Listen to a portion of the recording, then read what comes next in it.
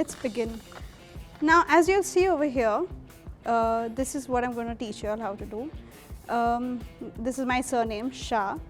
So, and this is the smallest one which I've found. So let's work with this. I'm going to be doing an outline of all these letters, how I've done over here, and then filling them up with different styles of quilling. So, and then you can decide which one works for you and work with that. I use this as a nameplate for my home. So let's start with this.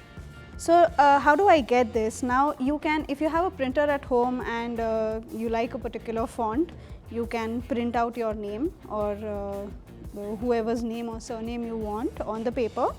For me, I don't have a printer at home, so what I did was took my laptop, wrote the name down on a presentation, on a Microsoft presentation, and traced out the letters. Now to begin with, for the border, I like to use nice bright colors. You can use whichever color you like, black and white, monochromes basically. For me, I like working on light backgrounds, and for light backgrounds I use nice bright popping colors like oranges, reds, pinks. You can decide what you like and work with that. Now this strip of paper you take and you double it up. Try and make this as thick as possible, the border, so that it doesn't move much. For that it's more agreeable to use thick paper. So to increase the thickness, we're going to stick these together. So fold it in half first of all, glue it,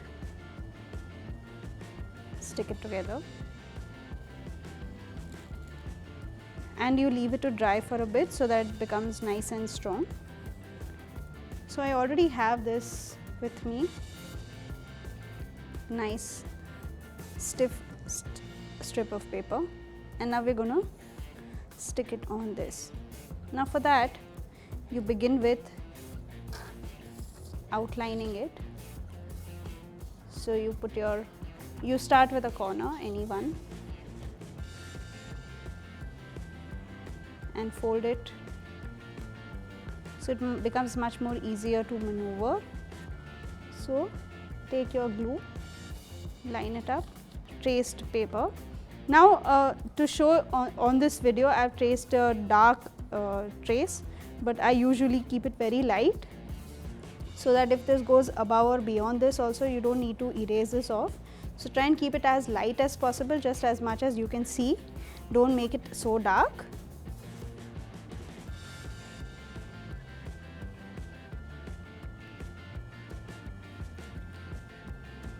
Press it down.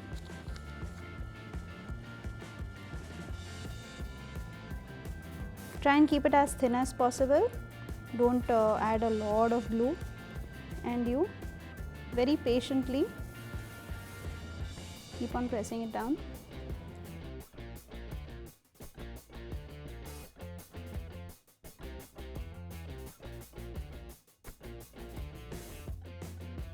Now once you reach a corner or something like that, you can use your tweezer and fold the paper so that it's sharp.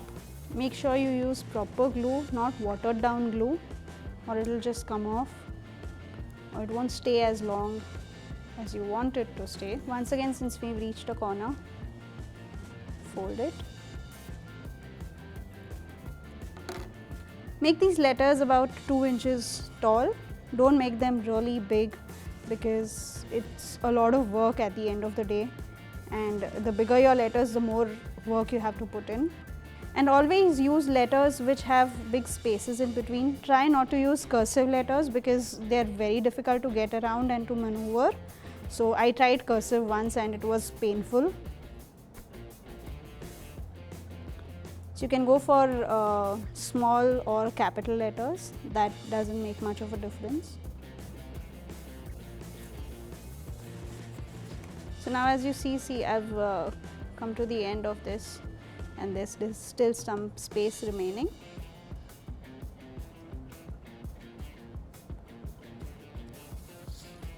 So you just cut up a bit of the paper, how much you need. Don't worry if there's a shortfall, it's all right. Fold some bit over here so that you can stick it to the side. Put some glue on this side so that it sticks to the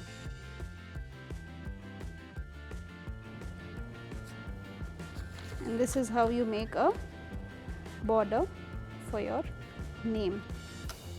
Now we're going to start filling this in the next video and watch out for that.